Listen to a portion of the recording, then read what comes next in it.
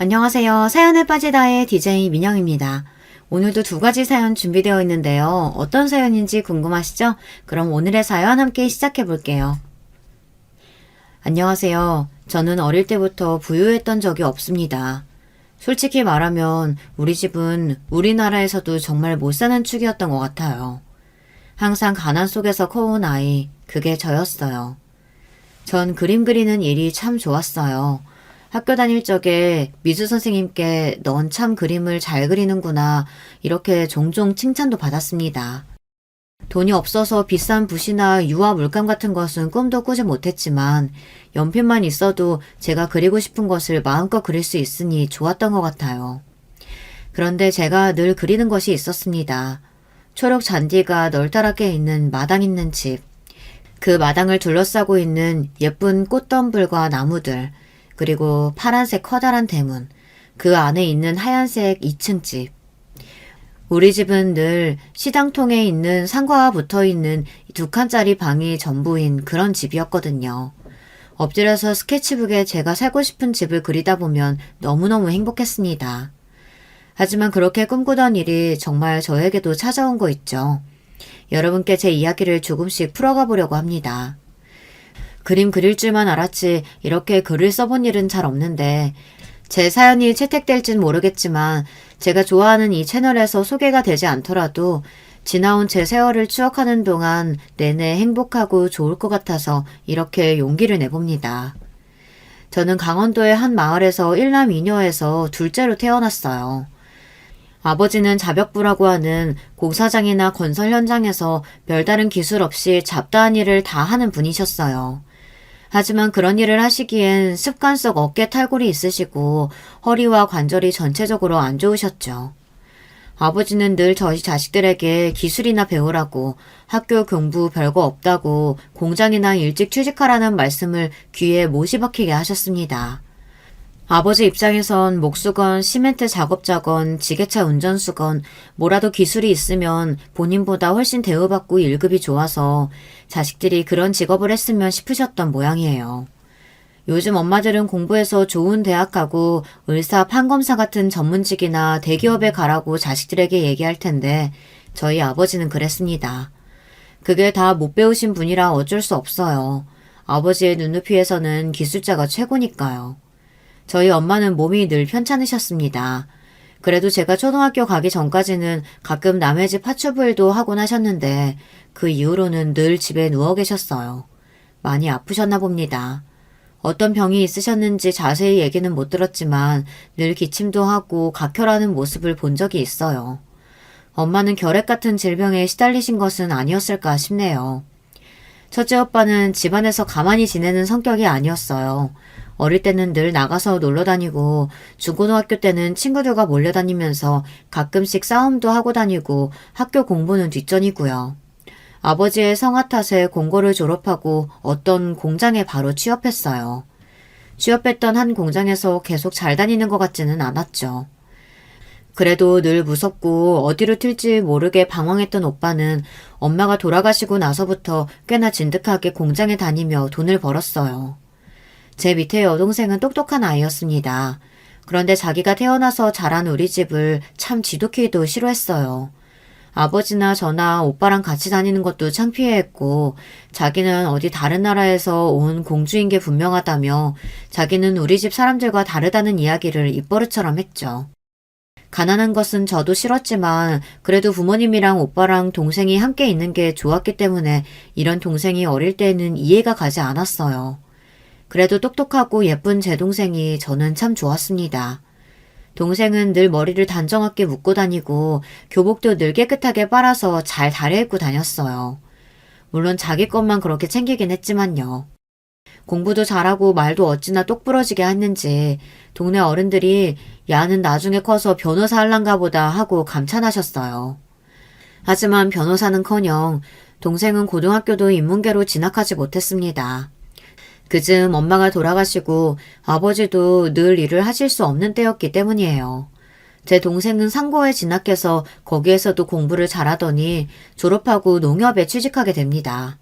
아버지는 너무 잘 됐다며 칭찬하시고 우리 동네에서도 경사스러운 일이라며 만나는 사람마다 내 동생과 우리 집을 부러워했죠.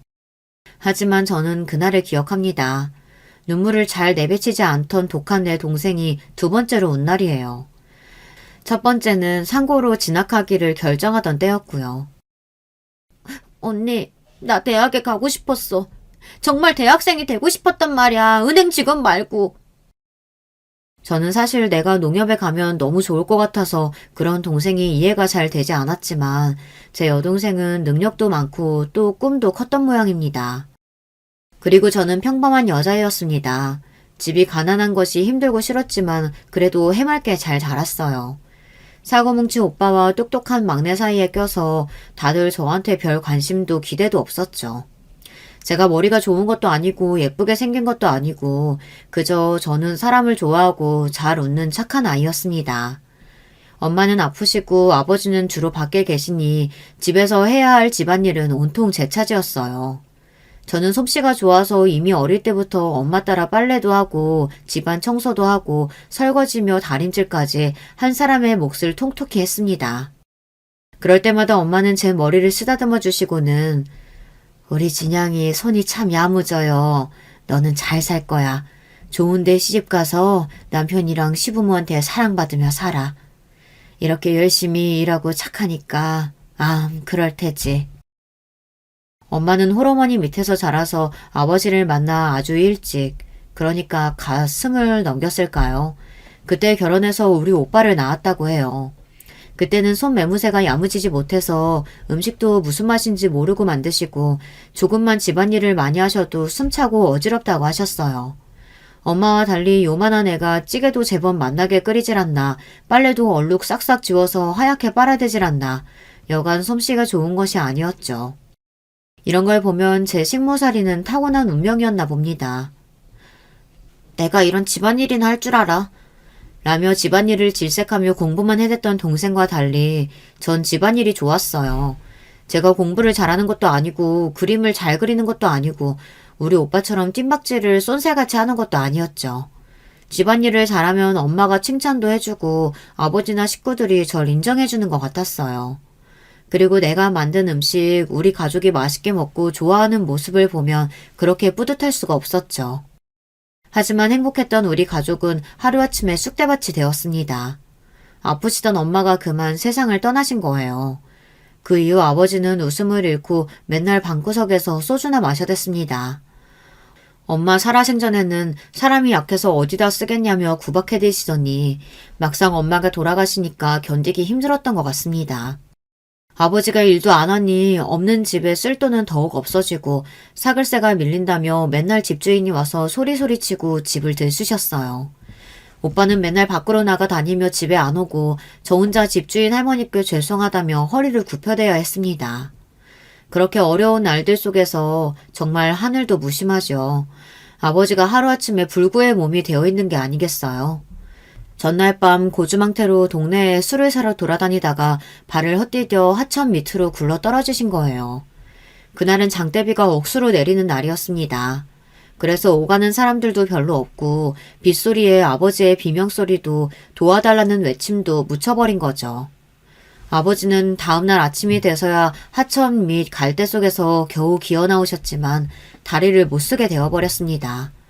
일용직하는 아버지가 다리까지 성치 못하게 되니 우리 삼남매는 앞으로 살 길이 막막했습니다.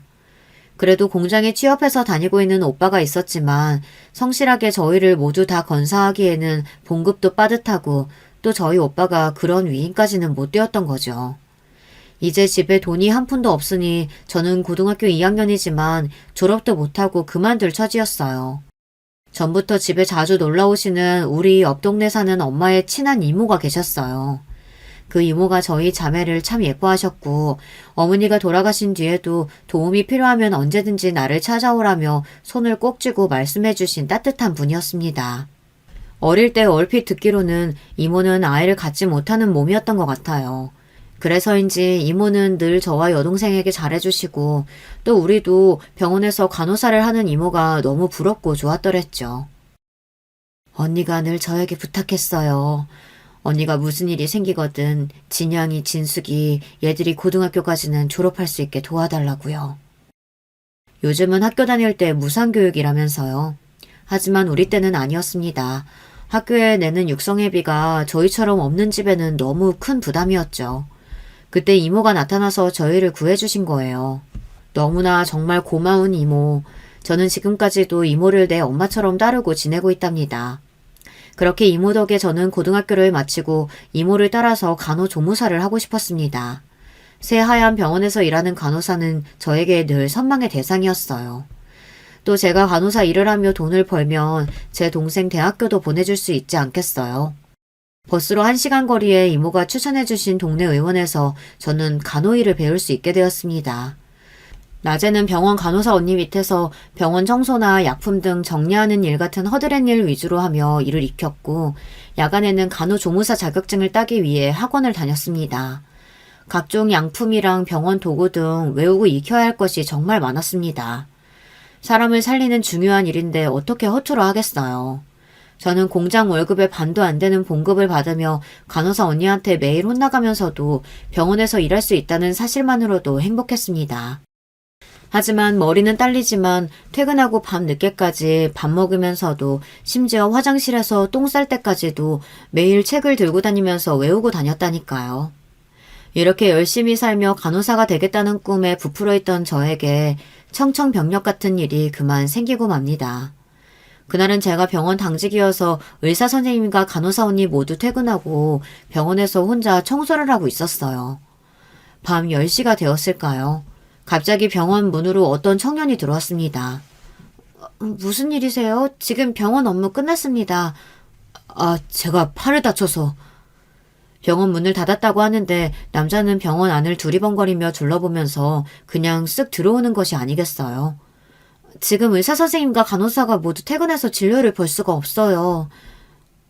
그래요? 그럼 여기 아가씨 혼자란 말이죠? 그때 희번뜩거리는 남자의 눈빛에 저는 온몸에 소름이 쫙 돋았습니다. 그렇게 저는 그 남자에게 병원에서 몹쓸 일을 당하고 말았습니다. 이제 막 20살인 저는 제대로 된 사랑도 해보지 못하고 이렇게 짐승같이 모르는 남자에게 말도 안 되는 일을 당한 전 너무 무섭고 슬픈 마음에 집 밖으로 한 발자국도 나올 수가 없었어요. 이모는 제가 근무하던 병원에서 제가 무단으로 결근한 지 며칠째라는 연락을 받고 집으로 급히 찾아왔습니다. 진양아, 어떻게 된 일이야? 아니, 네 꼴이 왜 이런 거야? 이모, 나 이제 못 살아요. 나 어떡해요? 험한 꼴을 당했던 제 이야기를 듣고 이모는 그 자리에서 벌떡 일어나서 나가셨습니다. 이모는 우리 오빠에게 이 이야기를 했고 둘이 그 못된 놈을 찾아 나섰다고 합니다. 몇 시간 뒤에 저에게 몹쓸 짓을 한 그 놈을 끌고 와 오빠와 이모가 집을 들어왔습니다. 그 놈은 집에 들어오기 전에 이미 우리 오빠에게 이곳저곳 엄청 두들겨 맞은 모양이었어요. 이 새끼야? 이 새끼가 너한테 그런 짓 한 거 맞아? 저는 다시 본 그 남자의 얼굴도 제대로 볼 수 없어 눈길만 흘끌거리며 겨우 고개를 끄덕였습니다. 오빠는 다시 그놈의 배를 주먹으로 퍽퍽 2대를 쳤습니다. 그놈은 으억하며 아픔을 참지 못하고 방바닥에 주저앉았습니다. 내 딸 어쩔 거야? 어떻게 책임질 거냐고? 요즘 분들은 믿기지 않으시겠지만 옛날에 여자가 그런 일을 당하면 경찰에 가서 신고하는 일은 흔하지 않았어요. 소문이 나버리면 이미 몸을 내어준 여자는 그 동네에서 살 수도 없을 뿐더러 할 수 있는 방법은 그 남자에게 시집가는 것뿐이었습니다. 그놈은 사실 병원에서 일하는 제가 좋았더라며 자기가 데리고 살겠다고 그 자리에서 약속했습니다. 그렇게 저는 번개불에 콩 구워 먹듯 결혼식이 뭔가요. 그저 다음날부터 그 남자의 집에 들어가서 살게 되었습니다. 20살에 제 꿈도 접고 연애도 못 돼본 채 이렇게 팔려오듯 그 남자에게 시집온 저는 매일 답답한 마음에 눈물을 흘렸습니다. 그러던 얼마 뒤 이모는 원양금침 이불 한 채를 해서 집에 찾아오셨어요. 진양아, 내가 너 간호사 되고 좋은 남자 소개시켜주고 시집 보내주려고 했는데 미안하다. 내가 그 병원 소개만 시켜주지 않았어도 네 그런 꼴 안 당했을 텐데. 이모가 네 시집 갈 때 꼭 이 원양금침 해주고 싶었어. 이모는 계속 저를 끌어안고 불쌍한 것 그렇게 저를 위로해 주셨습니다. 전 그런 이모 덕에 죽고만 싶었던 마음을 접고 잘 살아봐야겠다고 마음을 먹었죠. 저를 덮쳤던 그 남자, 아니 이제 제 남편은요.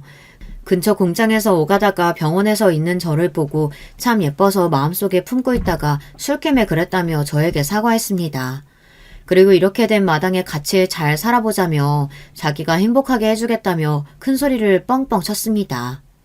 하지만 어이없게도 남편이 했던 약속은 조금도 지켜지지 않았습니다.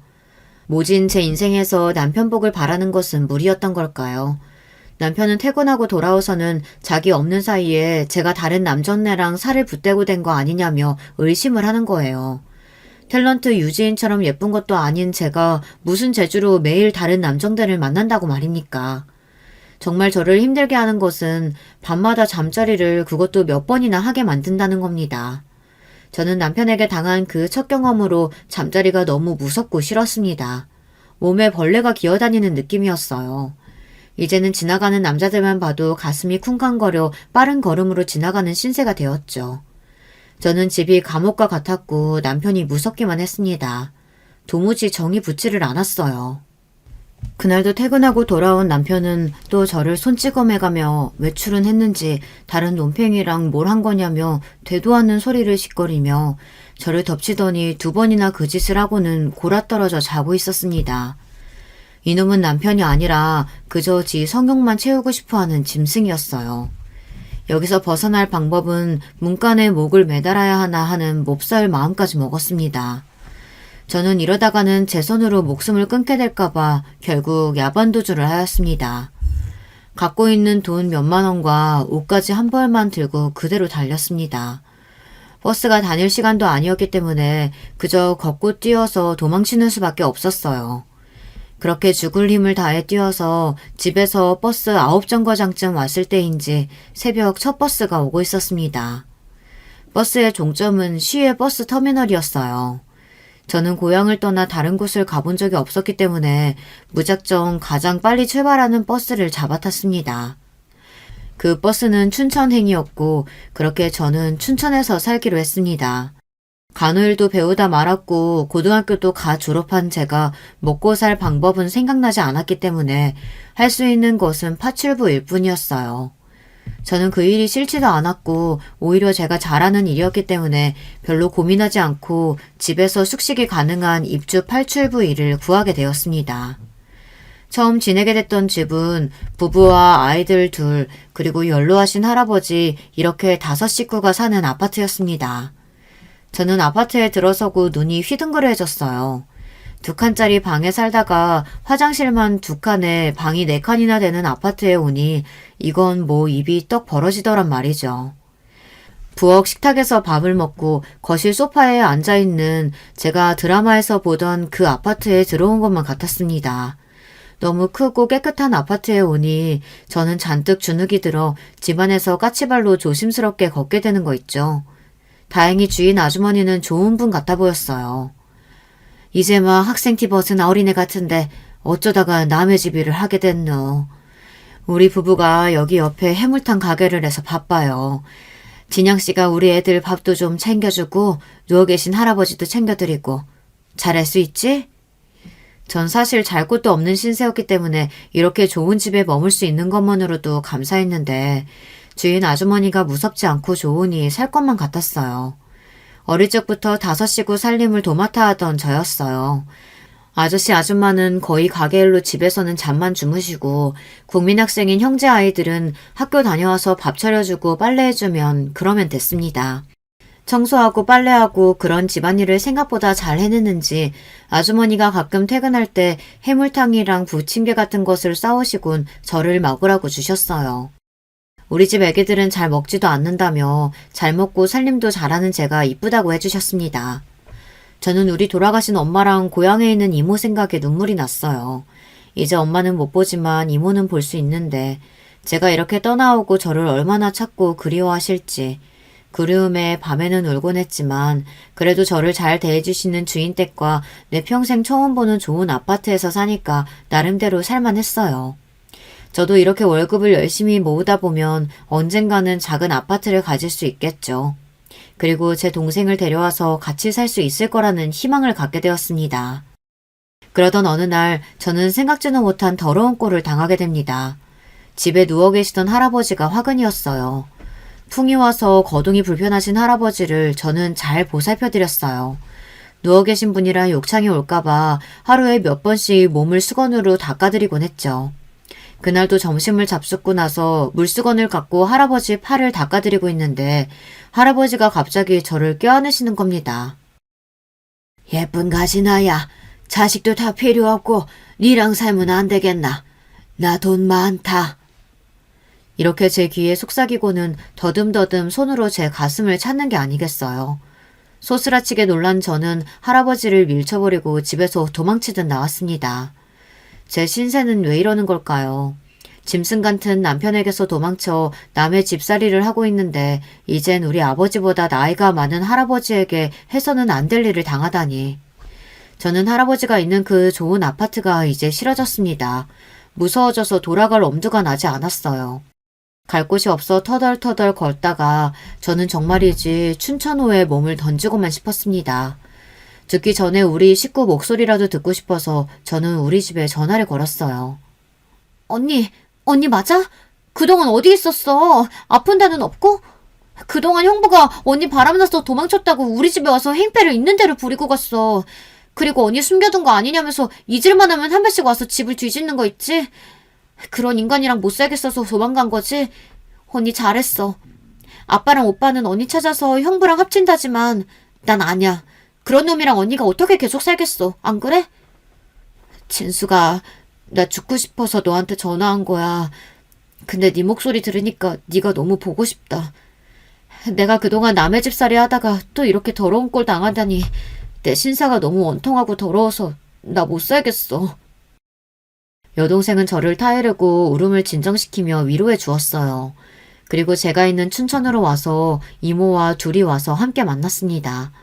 이모는 저를 보자마자 뛰어와서 안으며 등을 손으로 토닥거려가며 울었어요.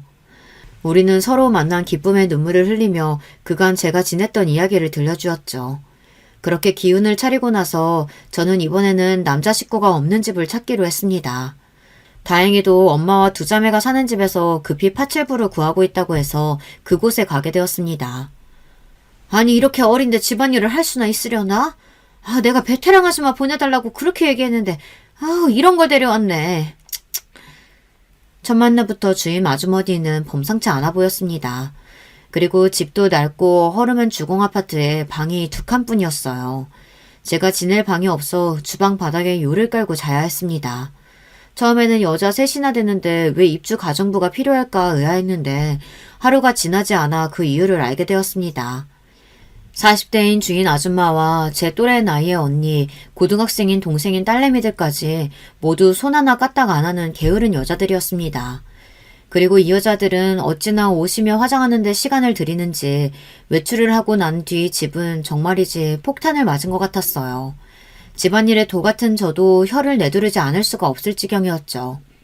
주인 아줌마는 남편과 이혼하고 받은 위자료와 딸들 양육비로 생활비를 쓰는 것 같았습니다. 아직 젊고 건강한데 나가서 별다른 일도 하지 않아 보였어요. 가끔 밤에 옷을 빼입고 화장도 진하게 하고서 외출하고 자정 무렵 들어오기는 했습니다. 딸들이 하는 얘기로는 돈 많은 어떤 사장님과 연애를 하는데 그 집 부인 자리를 꿰차려고 하는지 열을 올리고 있다고 하네요. 그래서 여긴 작은 아파트지만 해야 할 일은 전보다 훨씬 많았습니다. 우선 새 여자가 일정한 시간에 일어나서 제 할 일들을 열심히 하는 사람들이 아니었기 때문에 각자 자기 일어나고 싶은 시간에 아침 8시도 있고 10시도 있고 심지어 정오를 넘기고서 일어나는 경우도 종종 있었죠. 저는 그들이 제각기 일어나는 시간에 맞춰 밥을 차려내야 해서 하루에 몇 번이나 상을 차리고 치우는 일을 해야 했습니다. 제 일과는 아침 6시에 일어나서 딸 도시락을 싸는 것으로 시작해서 밤까지 새 여자의 뒤치다거리를 하느라 온종일 바쁘게 집안일을 해야 했습니다. 그리고 왼종일 옷을 입었다 벗었다 하는 통에 빨랫감은 어찌나 많은지요. 속옷과 실크로 된 옷은 세탁기를 돌리면 상한다고 추운 겨울에도 찬물로 손빨래를 시켰습니다. 하지만 이런 집안일보다는 저를 더 힘들게 하는 것은 그 세 사람이 저를 식모, 아니 그 이하의 취급을 하는 것이었어요. 다들 어찌나 하나같이 인성이 되어먹지 못한 것인지 주인 아줌마부터 저보다 어린 둘째까지 저를 식모라고 불러대며 말은 또 어찌나 버릇없이 기분 나쁘게 하는지요. 주인 아줌마는 자기 기분이 안 좋은 날에는 화풀이 대상으로 저를 세워놓고 잘못한 일이 없는데도 네가 어디서 굴러먹었는지 모르겠어. 출신도 모르는 천한 것을 우리 집에 들여놓으니 내가 마음이 놓이겠어? 자꾸 이 일 그딴 식으로 하면 월급 한 푼도 못 줄 줄 알아? 이렇게 꾸지람을 했어요. 그런데 이게 무슨 일입니까? 급기야 저는 뺨까지만은 어처구니 없는 일이 벌어졌습니다. 자기 반지 하나가 없어졌다며 다짜고짜 아줌마가 저에게 내놓으라는 게 아니겠어요. 우리 집이 없는 집이었다고 해도 저는 그런 도둑질은 모르고 살아온 사람입니다. 없으면 없는 대로 살지 남의 것 훔치진 않아요. 억울한 마음에 저는 아주머니에게 제 할 말을 똑똑히 했죠. 아주머니, 그렇게 제가 의심되면 제 가방과 짐 뒤져보세요. 그렇게 찾았는데도 없으면 저를 의심하신 걸 사과하셔야 돼요. 철석하고 아줌마는 바로 제 뺨을 갈겼습니다. 우리 아버지도 내 뺨을 때린 적은 없었는데 무슨 일이. 너무 속상하고 억울해서 그대로 서서 흐르는 눈물을 닦고 있었어요. 어머, 쟤 좀 봐. 진짜 억울한가 보지? 그래도 도둑년들이 원래 연기도 잘해요. 엄마, 반지나 얼른 뒤져보자고요. 하고 두 모녀가 제 가방과 짐들을 마구 풀어 헤쳐놓았습니다. 그렇게 뒤져도 반지가 나오지 않자 이내 제가 다른 곳에 숨긴 모양이라며 둘이 TV를 켜고 드라마를 보며 깔깔대고 보는 게 아니겠어요. 정말 천박하고 못돼먹은 사람들이었어요. 저는 그날 밤 다짐했어요. 암만 내가 남의 집살이 하더라도 사람다운 사람하고 살아야지. 이렇게는 못 산다. 어차피 남의 집살이를 할 거라면 정말 부잣집에서 살고 싶어졌습니다. 그리고 제대로 배운 사람들이라면 이렇게 목대먹지 않을 것 같았어요. 다음날 저는 눈이 뜨자마자 인력사무소를 찾았습니다. 사장님 너무하셨어요. 저를 그런 집 식모 자리에 보내치는 법이 어딨나요? 참 난처하네. 미안하네 아가씨. 하도 아가씨가 급히 갈 데가 필요하다고 해서 남은 자리가 그 집뿐이라 그랬어. 그 집 아줌마가 많이 힘들게 했나? 얼굴 보니 대충 사정 나야겠네. 대신 내가 이번엔 좋은 집으로 소개시켜 줄게요. 사장님 정말로 미안하시다면 저 부잣집, 최고로 교육 잘 받은 사람들 사는 진짜 부잣집으로 보내주셔요. 사장님은 난처해 하셨습니다. 그런 곳은 아무나 연결 못 해주는 데다가 전문 가사 도우미 교육을 받은 사람들만 요구한다고 했어요. 저도 아직 젊고 또 그 교육을 받을 테니 좋은 자리가 생기면 제일 먼저 저를 소개시켜주기로 약속을 받아냈습니다. 그 길로 저는 그 막대먹은 집에 들어가서 짐을 싸서 나오면서 처음으로 속 시원하게 퍼붓고 나왔습니다. 저 오늘부터 이 집 일 안 해요. 당신들 인생이 불쌍해서 이번 달 월급은 안 받고 나가줄 테니 돼지우리 같은 집에서 잘 살아보시죠. 제 말에 열이 받은 주인집 아줌마는 눈을 휘번뜩거리며 제 머리채를 잡으려고 했죠. 하지만 힘이 세도 제가 더 세지 않겠어요. 아줌마를 있는 힘껏 밀쳐버리고 제 옷을 탁탁 털고 웃으면서 그 집을 나섰습니다. 인력소 사장님은 종로구에 있는 하우스메이드 학원에서 실습교육을 받아야 한다고 했습니다. 학원에서 등록하는데 학원비가 글쎄 내가 받았던 월급의 절반이나 됐습니다. 그리고 하우스메이드가 무슨 이름이냐고 했더니 영어로 가정부를 그렇게 부른다면서 그날부터 저는 열심히 상류층 집에 가사의 교육을 받았습니다. 제가 배웠던 식으로 하면 부잣집에서는 싫어하고 체계적이고 위생적으로 해야 한다는 것을 학원에서는 강조했습니다. 청소할 때 쓰는 세제부터 고급 식기를 다루는 법까지 온통 처음 만져보는 외제 고급 제품이었어요. 무엇보다 사람을 상대하는 일이었기 때문에 진심을 다하고 집안에 관련된 이야기를 절대 밖에 발설해서는 안 된다는 이야기를 많이 들었습니다. 그렇게 교육과정을 마치고 드디어 면접을 보게 되었습니다. 성북동, 평창동, 한남동 이런 부잣집이 많은 동네에 처음 가봤죠. 거긴 버스도 안 다니고 높다란 담벼락 안에 별세상인 집들이 가득한 동네였습니다. 제가 살아왔던 그런 동네들과는 영 딴판이었죠. 몇 차례 면접 끝에 성북동에 있는 한 부잣집에서 저를 마음에 들어한다고 연락이 와서 일을 하게 되었습니다. 그리고 그 집은 그냥 부잣집이 아니었습니다. 그야말로 진짜 부잣집, 선대부터 가업을 이어올 알만한 회사의 회장님 댁이었어요. 집에 들어서자마자 아 하고 탄성을 내지를 수밖에 없었습니다. 그 집의 정원은 그냥 대공원이었습니다. 아니, 더욱 멋졌죠. 각종 나무와 풀들이 조각상처럼 정원을 꾸미고 있었습니다. 연못과 분수대까지 보였죠. 그리고 그 안에 몇몇 정원사들이 땀을 흘려가며 조경을 분주히 하고 있었습니다. 한참 걷다 보니 정원 안쪽에 건물 두 동이 보였습니다. 한 곳은 회장님 부부와 자녀분들이 오실 때 쓰시는 안채, 그리고 다른 한 곳은 회장님의 모친과 회장님 서재 등이 있는 별치였습니다. 말이 그래 그렇지 그냥 무슨 미술관 같은 건물 두 동이 있는데 그 전체를 회장님 댁 가족이 쓰신다고 해도 과언이 아니었죠. 안녕하세요. 내가 이 집 안주인입니다. 업체에서 좋은 성적으로 교육을 이수했다고 사장님의 추천이 있어서 어린 나이에도 불구하고 우리 집으로 불렀습니다. 아직 나이가 어려 보이는데 결혼은 하셨나요? 아, 네. 결혼은 안 했습니다. 부끄럽게도 저는 거짓말을 했습니다. 결혼을 하기까지의 추잡한 사연을 알게 되면 이런 집에서 그대로 저를 내칠까봐 두려웠죠. 그리고 저는 그 인간과 혼인신고도 하지 않았으니까요. 아직 결혼 안 했으면 호칭을, 그래요, 미스 박이라고 부를게요. 사모님은 정말 눈이 가는 예쁜 얼굴을 가졌습니다. 탤런트 장미희를 닮은 갸름한 얼굴에 길고 쭉 뻗은 예쁜 눈, 희고 고운 피부를 가졌죠. 몸매는 어찌나 날씬하신지 애도 안 낳은 저보다 더 야리야리하니 참으로 가늘었습니다. 하지만 그런 외모와 달리 목소리는 단단하고 엄격했습니다. 사모님, 두통이 있으신데 이런 일쯤은 저에게 맡기시고 쉬십시오. 미스 박 따라와. 아, 사모님보다 더 무섭고 사납기까지 한 사람이 있었습니다. 이 집에서 모두 이 실장이라고 부르는 이 집 모든 하우스메이드들의 책임자죠. 다른 사람들은 고향에 따라서 상주댁이나 미세스 김 이렇게 부르는데 자신만은 꼭 이 실장이어야 한다고, 아래 것들이나 저런 호칭을 쓰는 거라며 어쩌다 누가 하만댁이라고 하면 몸서리를 치게 싫어했습니다. 어쨌든 저는 그런 이 실장님을 따라서 직원 휴게실로 들어갔습니다. 미스 박, 네가 여기서 제일 어리고 미숙하니까 앞으로 이 집에서 돌아가는 모든 일은 나에게 보고하고 나에게 질문해. 여기서는 입단속이 제일 중요한 거 교육받았을 거야. 네 입 조심하고. 이 실장님은 얼굴을 제 바로 앞까지 들이밀면서 입단속을 시켰습니다. 제가 이 집에서 맡은 일은 별채에 머물며 회장님 모친이신 큰 사모님을 모시는 일이었습니다. 제가 처음 배웠을 때 큰 사모님의 연세는 68세셨죠. 별채에 가서 큰 사모님께 인사를 드렸을 때 큰 사모님은 휠체어에 앉아 계시고 거동이 불편한 몸이셨어요. 큰 사모님은 뇌경색으로 5년 전부터 거동이 불편하시니 각별히 신경 쓰도록. 특히 치매가 있는지 자꾸 원래 계시던 안채에 오려고 하시는데 사모님이 싫어하시니까 조심해. 몸도 안 좋지만 정신도 온전치 않으니 뭐 너 같은 애송이가 맞는 게 제일이지.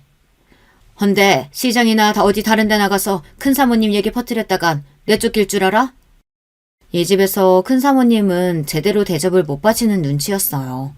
아무리 편찮으셔도 그렇지 명색이 가장 큰 어른이신데 사모님이 효부는 아닌 모양이었습니다.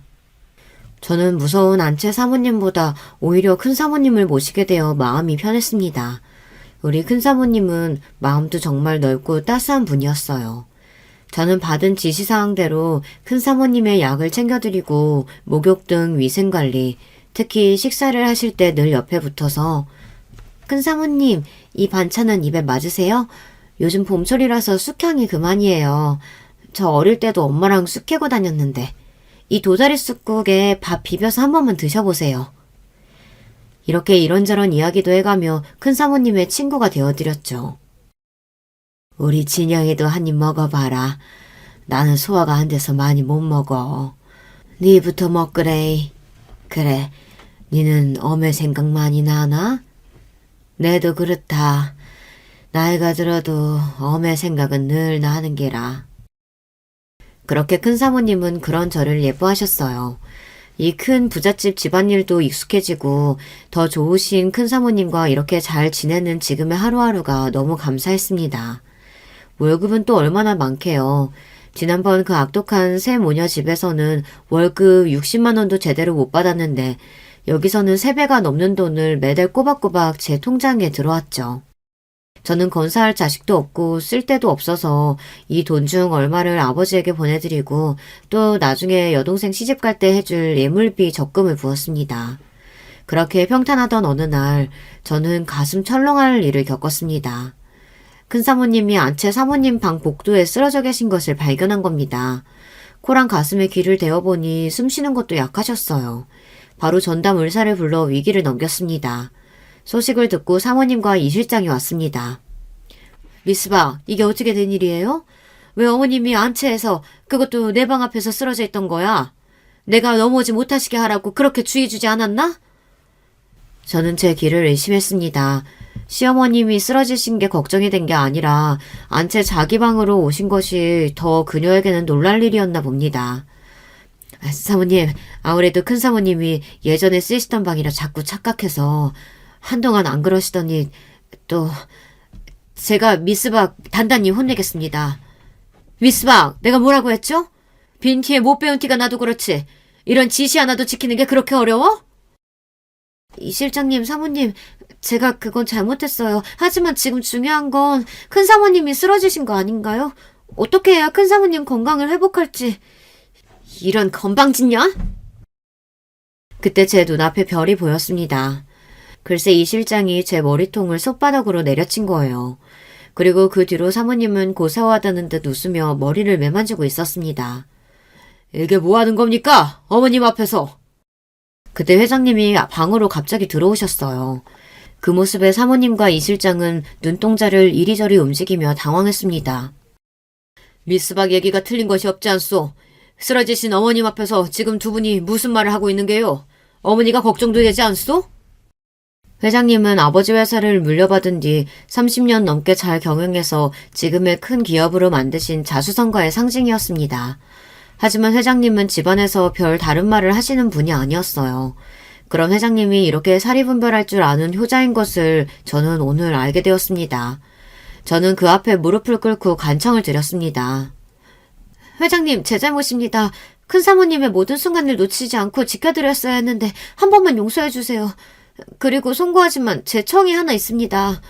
오늘 느꼈어요. 큰사모님이 위중하실 때 응급처치라도 할 수 있는 사람이 있어야 한다고. 제가 그 일을 할 수 있게 해주세요. 6년 전에 간호일을 배우다 말았는데 허락해 주신다면 그 일을 좀 더 배워서 큰사모님을 지켜드리고 싶어요. 이게 무슨 되먹지 못한 소리야? 그런 어려운 일을 고졸인 네가 어떻게 한다고? 지금 집 나가서 논댕이 부릴 속셈이지? 일리가 있군. 그래. 내가 허락하고 학비 지원해 줄 테니 열심히 배워보시오. 자네만 믿네, 미스박. 사모님과 이 실장은 말도 안 된다며 길길이 날뛰던 것을 회장님은 단칼에 잠재웠습니다.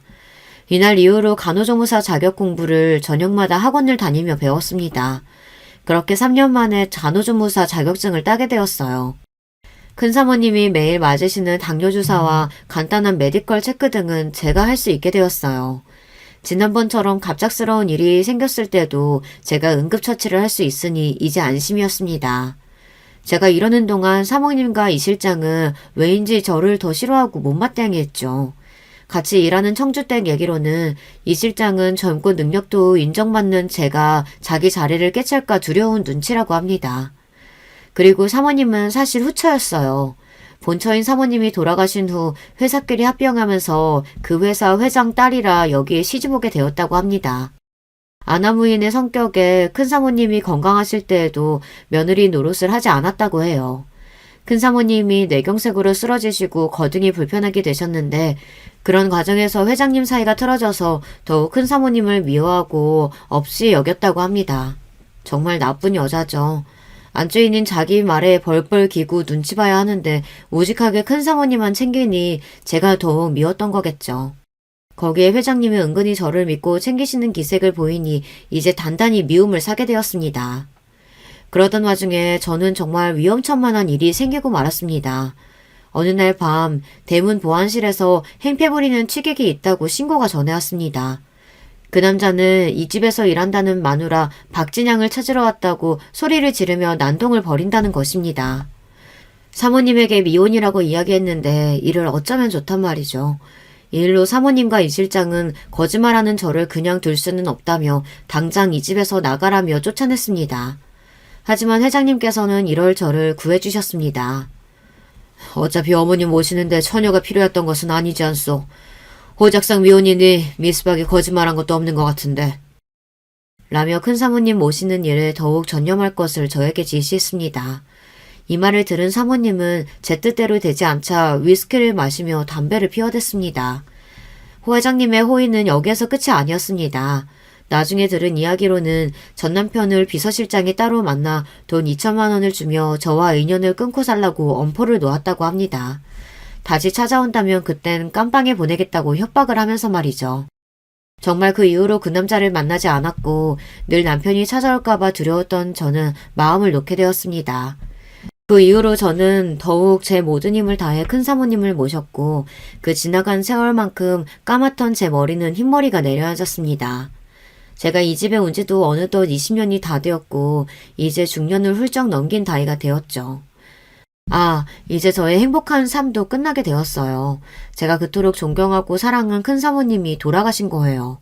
그러고 보니 큰 사모님이 가시기 전날 밤에 당신 이부자리를 살펴드리던 저에게 조용히 말씀하셨죠. 진양아, 내 딸보다 귀한 진양아.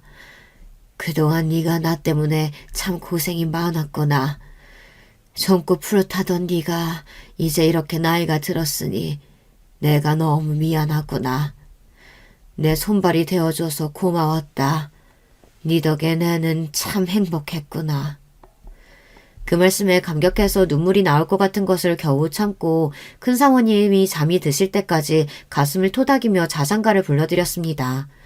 그런데 다음날 아침에 그 곤히 자고 계신 모습으로 숨을 쉬지 않고 계신 거예요. 저는 아버지가 돌아가셨을 때보다 엄마가 돌아가셨을 때보다 더 크게 울고 더 깊이 좌절하고 슬퍼했습니다.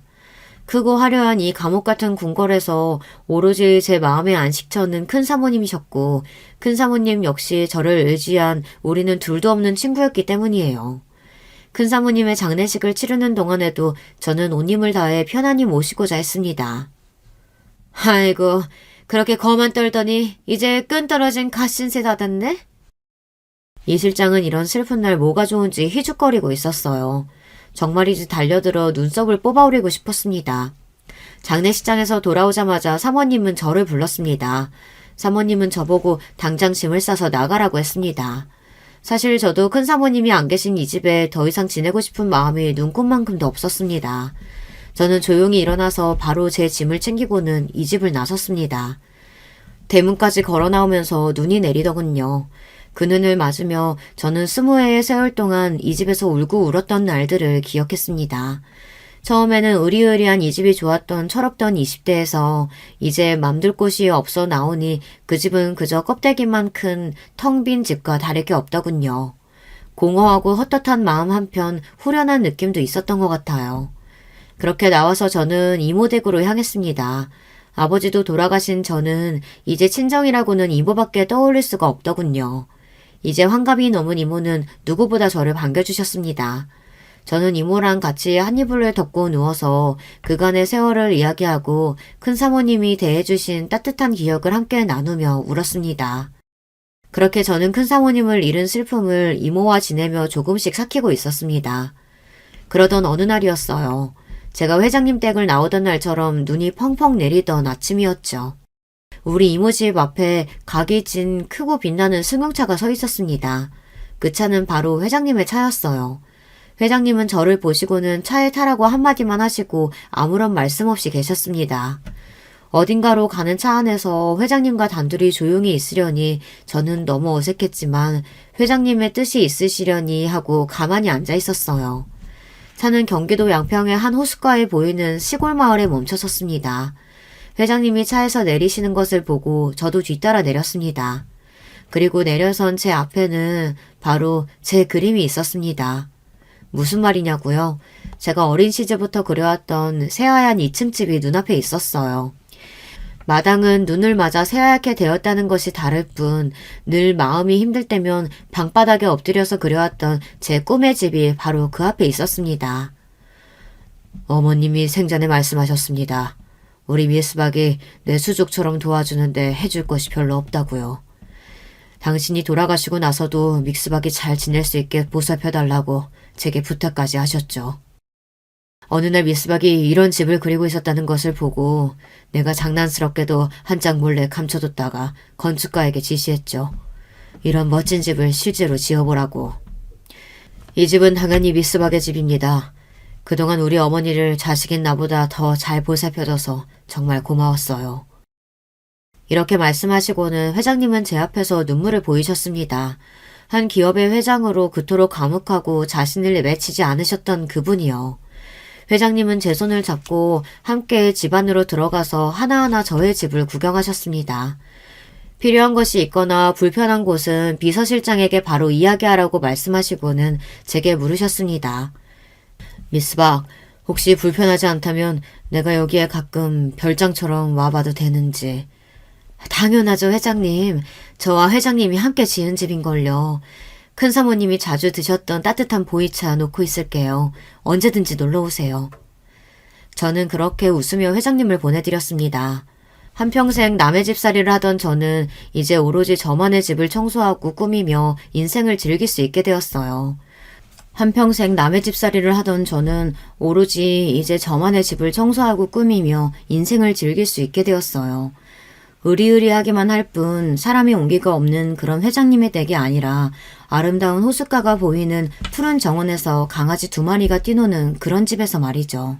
현재 저는 우리 이모와 텃밭에서 쌈채소와 파와 배추를 심어 수확해가며 정말이지 소소하고 행복한 일상을 지내고 있습니다. 여러분, 제 이야기는 여기까지입니다. 어릴 때부터 찢어지게 가난했지만 열심히 착하게 살다 보니 로또보다 더한 행운이 찾아와서 이렇게 좋은 집에서 살게 되었네요. 힘들고 어려운 일이 있더라도 꼭 좋은 일은 찾아오는 법이니까요. 우리 구독자분들에게도 늘 좋은 행운이 함께 하시기를 바라봅니다. 제 부족한 글을 읽어주신 여러분께 감사드립니다. 여러분, 2번째 사연 시작하기 전에 좋아요, 구독 꼭 눌러주실 거죠? 그럼 2번째 사연 바로 시작합니다. 안녕하세요. 나이를 꽤 먹을 만큼 먹은 여자입니다만 휴대폰으로 유튜브 구경하면서 사연 듣는 나름 세련된 취미를 가지고 있죠. 제 이야기를 용기 내서 꺼내보는 만큼 잘 들어주시면 고맙겠습니다. 요즘엔 결혼들을 워낙 늦게 하는 시대가 되었지만 저 젊을 적에는 그림이 영 딴판이었는데요. 저 역시도 결혼을 일찍 한 편이었어요.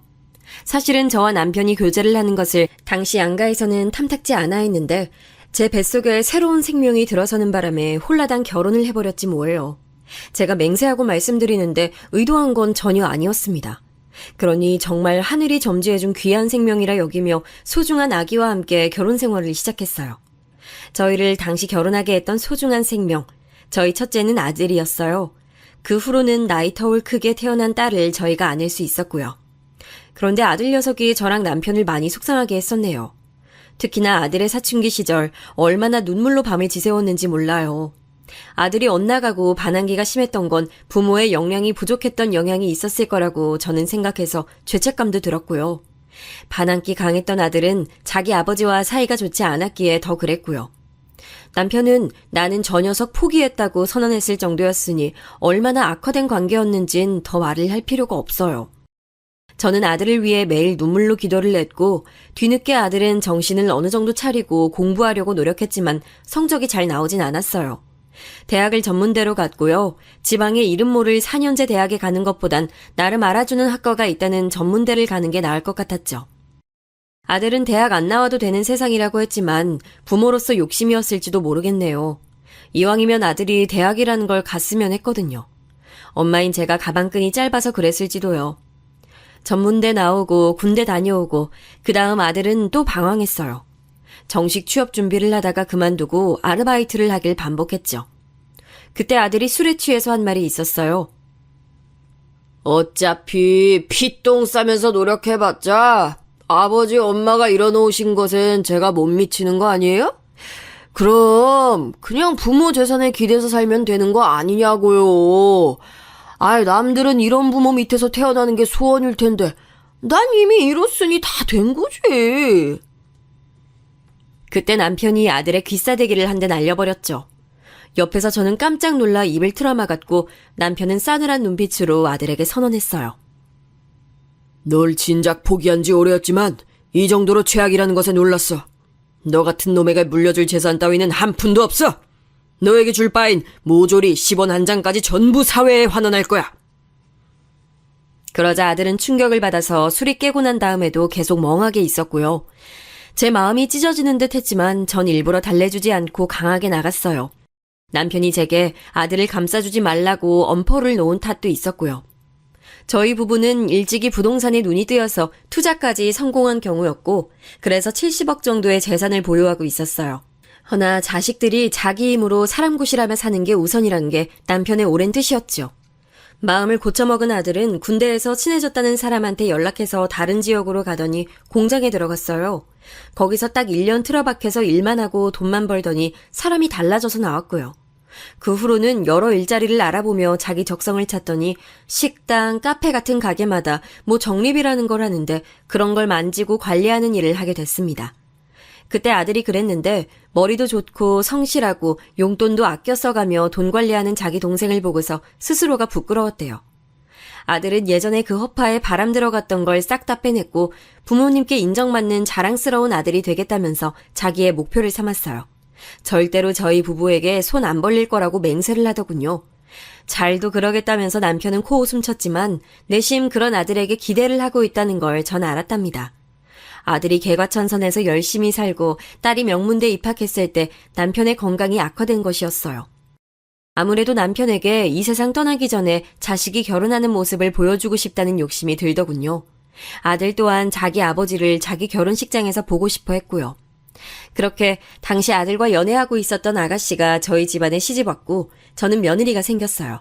며느리는 이렇다 저렇다 말을 얹을 게 없는 평범한 집안의 차녀였어요. 인상은 수수했으나 얼굴에 스치는 표정에서는 새침하다는 느낌이 강했죠. 아들이 자기 아버지의 병환으로 힘들어하고 있을 때 그 곁을 지켜준 사람이었기에 전 두말할 것 없이 며느리를 고마운 마음으로 포용했어요. 우리 집안의 식구로 와줘서 정말 고마워. 우리 아들 곁을 지금까지 그랬던 것처럼 앞으로도 든든하게 지켜주겠니?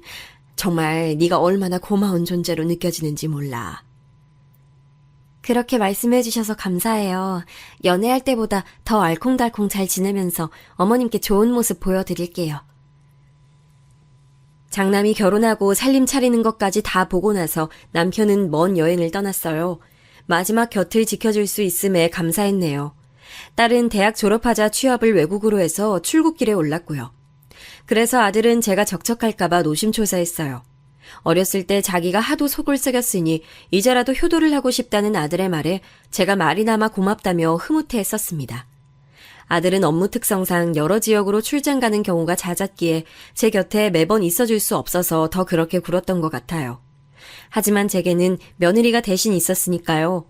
가족들 없어서 외롭다는 생각은 별로 안 들었었죠. 며느리는 어느 디자인 사무실에서 원래 일을 하고 있었는데 거기 내부 사정이 생겨서 결혼 후에 퇴사를 하게 됐어요. 디자인 일감을 몇 개씩 받아서 당분간은 집에서 작업을 하겠다고 하더군요. 집에서 일을 한다는 것이 너무 획기적인 것 같아서 우리 며느리 멋지다고 응원해줬었네요. 적어도 제가 생각하기론 고부관계가 처음엔 무난하고 괜찮았다고 여깁니다. 그러나 시간이 좀 지나면서 제가 며느리의 눈치를 살살 보게 되더라고요. 저는 이런 식으로 사람과의 관계가 힘들었던 건 시집온 직후에 시누이들 등살에 밀려서 마음고생했던 시절뿐이었거든요.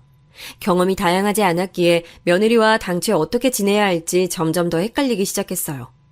우선 며느리는 기분파였어요. 자기가 기분이 괜찮으면 말투도 좀 애교스럽게 내는 편이었고요. 그렇지 않은 경우에는 제가 뭘 물어봐도 대답을 안 하고 한숨이나 푹 내셨습니다. 어머님, 다음 주에 날씨가 어떻겠냐고요? 그걸 왜 저한테 물어보세요? 난 그냥 네가 날씨를 미리 알고 있진 않을까 싶어서 물어봤어. 그러면 안 되는 거였니? 제가 기상청이에요? 날씨 안내해주는 기상캐스터라도 돼요? 저도 찾아봐야 아는 건데 그럼 한마디로 저에게 찾아내라고 명령하시는 거나 다름없지 않아요? 제 생각엔 어머님이 직접 찾으셔도 되는 부분 같은데요. 갑자기 돌변해서 그렇게 나오니까 저는 가슴 부근이 막 울렁거렸죠. 얘가 왜 이러나 싶고 아들한테 물어보면 며느리가 다혈질은 아니라고 하던데 그럼 제 앞에서만 이렇듯 가끔 돌변하는 것인가 싶어서 더 심란했고 하여간 며느리 때문에 제가 일상에서 고민이 많았습니다. 그런데 저도 딸이 있잖아요. 나중에 제 딸도 시집을 가고 누군가의 며느리가 될 텐데 그때를 생각하면 제가 우선은 최선을 다해 며느리에게 잘해줘야지 싶었어요. 제가 며느리에게 잘할수록 며느리도 제 아들에게 잘할 거라는 생각도 있었고요. 시집살이 당해본 사람이 바로 저였기 때문에 며느리에겐 그런 부담을 안 주고 싶었네요. 하지만 네 마음이 내 마음 같을 순 없는 법이라는 표현이 아주 딱 맞는 상황이 벌어지고 말았어요. 며느리가 작업이라는 걸 끝내고 먹을 걸 사들고 제 집에 왔을 때였죠. 아들이 며느리에게 돈 적게 벌어도 되고 다 상관없으니까 우리 엄마 심심하지 않게 잘 좀 챙겨드려라 라고 당부에 당부를 거듭했었거든요. 그래서인지 며느리는 저랑 종종 시간을 같이 보냈어요. 그런데 성격이 워낙 돌발적이라고 해야 하나 가끔 툭 튀어오를 때가 있어서 제가 매사에 눈치를 살피며 상대했던 것이고요. 그날도 그런 일상 중이었는데 텔레비전에서 오랜만에 나오는 옛날 가수가 있길래 제가 반가운 마음에 외치고 말았죠. 야, 저 양반은 어쩜 늙지도 않으시네. 아유, 나이는 대체 어디로 먹었을까. 저 사람이 나 국민학교 다닐 적에도 이미 스타였어, 스타. 아, 어머님 시대에는 국민학교였고 나중에 초등학교로 명칭이 바뀐 거였죠? 국민학교라는 단어를 잊고 있었는데 지금 떠올랐네요. 제가 초등학교 입학한 직후에는 문방구에서 파는 공책 앞면에 국민학교라고 적혀 있는 것들 많았어요. 미리 인쇄해둔 것들이었나 봐요. 지금 생각하니 추억이네요. 어머님 시절에는 학생들 수 엄청났죠? 중학교나 고등학교 때도 학생들은 계속 많았어요? 며느리가 무심하게 질문을 날렸는데 그 질문을 받은 저는 대답을 빨리 못하고 잠시 머뭇거려야 했어요. 거짓을 말하는 것도 웃기고 이상한 것 같아서 이내 저는 진실을 알려줬죠. 그게 사실은... 네가 당연히 몰랐겠구나. 내가 중학교까진 못 나왔지 뭐야. 국민학교만 졸업하고 중학교는 진학했다가 금세 후지부지 됐어. 나 살았던 옛날 그 동네에서는 기집애들이면 중학교 안 보낸다는 집들이 꽤 있었어. 그래서 그 어린 나이에 줄줄이 공장 가서 일하고 그랬어. 나 역시도 어린 나이에 공장을 갔으니 어쩌면 그때의 시기가 내 안에는 서글픈 한으로 남았을 수도. 아유, 그러나 순식간에 흘러버린 세월 이제는 신경 안 쓰련다. 제가 허허 웃으며 말을 해줬더니 듣던 며느리의 표정이 점점 오묘하게 변했어요. 그러더니 자기 시아버지도 그럼 국민학교만 나왔냐고 묻더군요. 제 남편은 고등학교 공부까지 마친 사람이었기에 그렇다고 알려줬더니 그나마 안심하는 표정을 지었고요. 며느리의 그런 태도에 저는 기분이 너무 이상해졌고 왜 그러냐고 조심스레 물었지만 대답은 돌아오지 않았어요. 마치 제 말이 안 들린다는 듯이 텔레비전만 보면서 멋대로 리모컨을 가져가서 채널을 돌리기까지 하더군요. 제가 보던 프로그램이 있었는데 무시하고선 말이죠.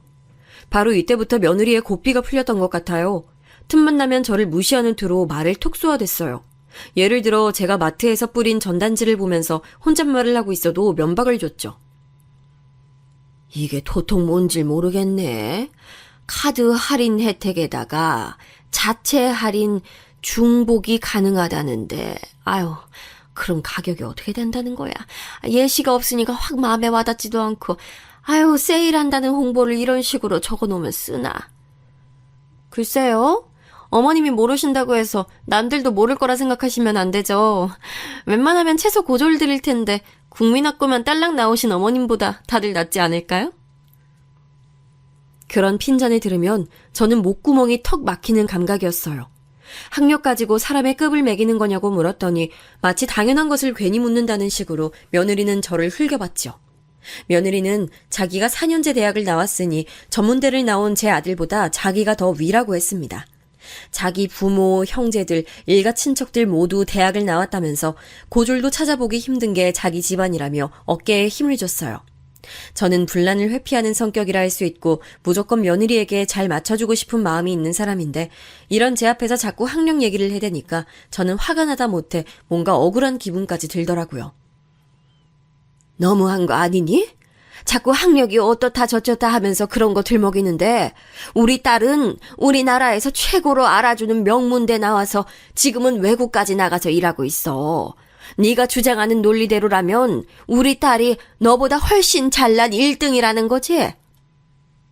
아, 저도 그게 신기하긴 해요. 아가씨는 대체 어느 쪽 유전자를 받은 건지. 아니면 상상도 못할 독종일 수도 있죠. 무튼 전 아가씨가 계속 외국에 살았으면 좋겠어요.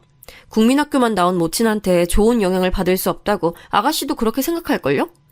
아가씨는 제가 보기에 돌연변이 같은 거고요. 양가의 가풍 차이만 봐도 저희 집안은 지적 수준도 높고 교양이 넘치는데 어머님도 그렇고 비록 제가 선택해서 결혼한 남자지만 오빠도 그렇고 살짝 경박해 보여요. 이건 스스로 알고 계시죠? 제가 욕을 듣는 것까진 어느 정도 수준으로 참을 순 있어도 자식 건드는 건 넘길 수 없었습니다. 어디 어른 앞에서 말을 그토록 건방지게 할 수 있냐면서 제가 며느리를 따끔하게 혼냈습니다. 너는 내가 네 시엄마고 넌 나의 며느리란 것을 망각할 때가 잦은 것 같다. 이건 뭐 동네 친구 대하는 것도 아니고 어쩜 기본적으로 지켜야 할 예의조차 빼먹고 나를 대해. 너는 네 행태에 대해서 스스로 어떻게 생각하니? 그러자 며느리는 대꾸도 못하고 입술만 삐죽거리더군요. 차마 반박하기 어렵다는 듯이 말이에요. 그런데 끝까지 저를 향해 죄송하다, 잘못했다 이런 말 절대 안 하는 걸 보고 제가 아주 기가 질려버렸어요. 업무 늘려가고 회사를 더욱 성장시킬 중요한 시기를 지나고 있다는 아들에게 시끄러운 소식 전해주고 싶지 않아서 제가 일단 이런 얘기 다 안 전했고요. 며느리가 자기 수 틀리면 말을 아무렇게나 툭툭 던지는 이 버릇, 이것만 조절 잘하면 되지 않을까 저는 그때까지도 그런 생각을 하고 있었던 것 같아요.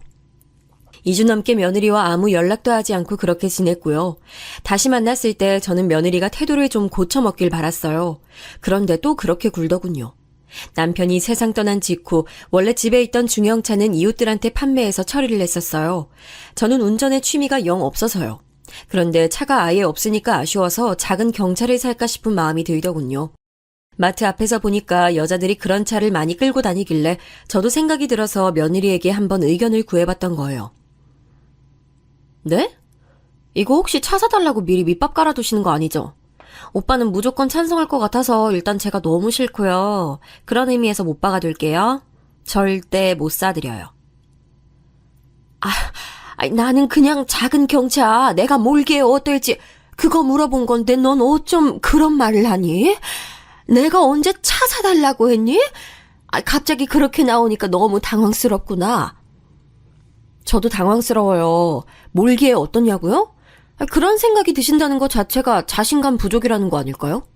국민학교만 나오신 머리라는 걸로 어느 정도 설명이 된 거죠. 어머님은 운전하지 마세요. 도로 위에 무법자 되셔서 사고 내실 것 같아요. 그 뒷수습은 아들과 며느리에게 시키시겠죠? 짜증나. 그때 제 얼굴이 아마 빨개졌던 것 같아요. 왜냐면 목부터 그 위까지 엄청 뜨거워진 것을 느꼈거든요. 제게 그런 막말을 내뱉은 며느리는 더 상대하기도 싫다는 듯 휙 돌아서 버려서 제가 차마 짚고 넘어갈 기회조차 잡을 수가 없었고요.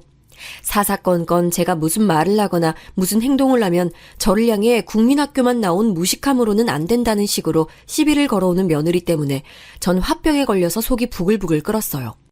말을 막무가내로 할 때만 빼면 요즘 젊은 사람답게 거침없고 가식 없는 모습이라며 그런 식으로 저는 애써 제 안에서 며느리를 포장해 주려고 하다가 그런 스스로에게 자괴감이 들었어요. 내가 지금 얘를 왜 감싸주고 못난 부분을 못 본 척 해주려는 건가 싶어서 이대로는 안 되겠다는 생각에 며느리를 저희 집으로 불러서 진지하게 물어봤어요. 만약에 오해가 있다면 풀고 싶단 마음이었죠. 왜 제게 말을 아무렇게나 하는 건지 며느리에게 그 이유가 뭐냐고 속에 있는 생각을 다 꺼내보라고 했습니다. 제가 그냥 가감없이 툭 터놓고 말씀드려보자면요. 어머님으로부터 제가 배우고 본받을 거리가 하나도 없는 것 같아요. 존중할 게 없으니까 저도 예의 차리기가 싫어요. 아니 솔직히 국민학교만 나오셨다는 거가 전 아무리 생각해도 너무 좀 창피하고 충격적이기까지 해서요. 그 정도로 배움이 짧고 열악한 환경에서 자란 무식한 옛날 분들은 제가 텔레비전 같은 매체에서나 본 것 같은데요. 아니면 머리가 백발이 되신 노인분들이야 뭐 너무 옛날이었으니 학교를 못 다니신 게 이해는 되죠. 근데 어머님께서는 대체 가정 환경이 어땠고 스스로 의지가 얼마나 부족했으면 중학교도 졸업을 못하신 건지. 이 부분을 생각 안 하려고 해도 자꾸만 걸려서 말이죠. 며느리의 날카롭고 매서운 발언이 이어지는 동안 저는 망연자실한 상태가 됐어요. 그간 저를 향한 며느리의 멸시 가득한 태도가 제 안에서 조금의 과장도 이뤄지지 않았고 오히려 제가 짐작해온 것보다 며느리는 저를 많이 낮잡아 보고 있었다는 사실에 속이 차갑게 가라앉더군요. 반면에 눈시울은 시큰하니 뜨끈하게 달아올랐죠. 이 현상을 말로 표현해보자면 서러움 혹은 분노였을 것 같네요. 그럼 너는 내가 의지라는 것이 부족해서 중학교를 못 마쳤다고 생각하는 거니? 넌 어쩌면 그렇게 네가 살아보지도 않은 시대 속에 네가 처해보지도 않은 내 상황을 그렇게 쉽게 판단하고 평가 내릴 수가 있는 거야? 중학교 졸업장만은 따고 싶다고 가족들한테 강력히 주장하시면 되는 거였잖아요. 어떻게 해서든지 공부를 더 하시면 되는 거 아니었어요? 제 짐작으로는 그 정도 공부쯤은 더 하실 수 있었을 것 같은데요. 학교 더 다니고 싶다고 가족들한테 말씀은 해보셨고요? 아니 나는 그렇게 할 생각을 아예 못했지. 왜냐면 나는 내가 의뢰 공장에 가야 하는 줄로 알았기 때문이야. 그때는 주변도 다 그랬기 때문에 어쩔 수가 없었어. 이것 보세요. 내가 이럴 줄 알았어. 역시 타고나길 생각이 짧으신 거였네요. 어머님, 이런 게 바로 유전이라고 하는 거예요. 다른 걸 유전이라 하는 게 아니라 저만 봐도 딱 다르잖아요. 저희 집안은 유전적인 특성상 다들 지적인 면모를 지니고 있고요. 학업에 대한 욕구나 열망도 기본적으로 타고났다고 볼 수 있어요. 일가 친척 전부 다 통틀어서 대학 못 나온 경우를 찾아보기가 힘들고요. 이러니 인생 망친 사람이 아무도 없죠. 어머님은 지금 하는 일 하나도 없이 초라하게 이런 재미없는 생활을 하시잖아요. 재산이 많기라세요? 아니면 개인 능력이 뛰어나기라세요? 결혼해서 며느리 만들어준 아들, 그리고 집안에서 혼자 돌연변이로 태어나 공부 잘해서 외국 나간 딸. 이런 자식들한테 기대서 남은 평생 아무것도 안 하시려는 거 너무 뻔하다고요. 근데 왜 제가 그 장단에 맞춰드려야 돼요? 며느리가 비죽비죽 짙은 웃음을 지으며 으스대더군요. 그 말을 곱씹어보자면 그러니까 자기 집안 유전자와 저의 집안 유전자는 급이 다르다고 주장하는 셈이었어요. 마치 제 속내를 자기가 다 간파했으니 씨알도 안 먹힌다고 생각하는 듯 굴고 있었고요. 자기가 수준 낮다고 조롱하는 저에게서 태어난 제 아들과 결혼을 한 몸이면서 앞으로 아이도 낳고 살 거면서 어쩜 저런 말을 할 수 있는지 도저히 이해하기 어려웠습니다. 진작에 알아보긴 했지만 며느리의 인성 수준이 너무나도 저급하다는 것을 제가 다시금 깨닫게 됐네요. 제가 도저히 안 되겠어서 한마디 날리려고 했더니 며느리가 선수를 치며 귀를 막았어요. 양손으로 자기 귀를 막더니 눈을 찌푸리면서 저를 쳐다보고는 고개까지 살짝 젓더군요. 세상에 아직 날아들지도 않은 자기 시어머니 잔소리를 듣기 싫다고 귀를 막고서는 인상을 쓰는 막장 며느리가 있다는 경우는 제가 들어보지도 못했고 주말 드라마에서조차 본 적이 없었어요. 그것도 제가 괜한 상황에서 한마디를 하려던 게 아니라 하도 며느리가 경우 없이 굴기에 따끔하게 일침을 놓아주려던 것뿐인데 제 면전에서 귀를 막는 모습에 말문이 막히더군요. 며느리는 자기 짐을 얼른 챙겨서는 제게 인사도 없이 신발장으로 향했어요. 무식한 나이 든 사람을 상대하는 것은 정말 피곤하고 힘든 일이라며 신발을 신는 동안 저에게까지 들리도록 혼잣말을 하는 것에 정말로 기가 찼습니다. 머리 끝까지 화가 난 제가 현관으로 달려가 봤으나 며느리가 더 빨랐어요. 얄미울이 많지 잽싼 동작으로 집을 나가 사라져버렸고 저는 그날 지끈거리는 머리를 부여잡느라 혼났습니다. 저는 며느리가 어떤 인물이든 잘 지내보고 싶은 마음뿐이었고 아들이 가정 꾸려서 안정적으로 화목하게 사는 모습을 보고 싶다는 바람뿐이었건만 왜 사태가 이렇게 된 건지 너무 속상했어요.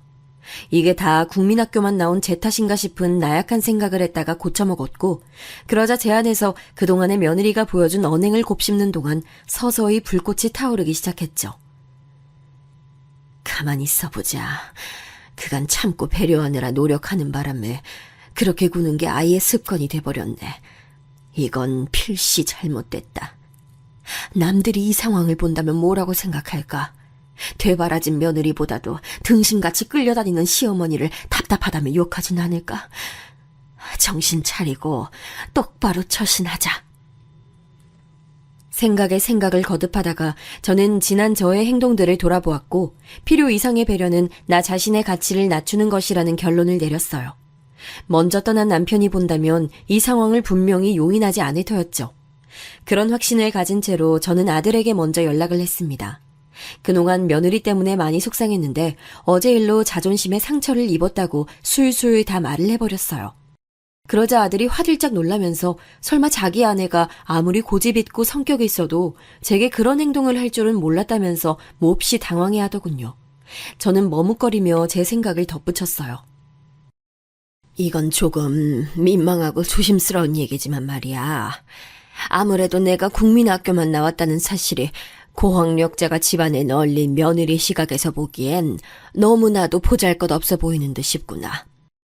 내 존재 자체가 내 며느리에겐 우스워 보인다는 것을 내가 처절하게 느낀 지 사실 꽤 됐어. 예? 뭐라고요?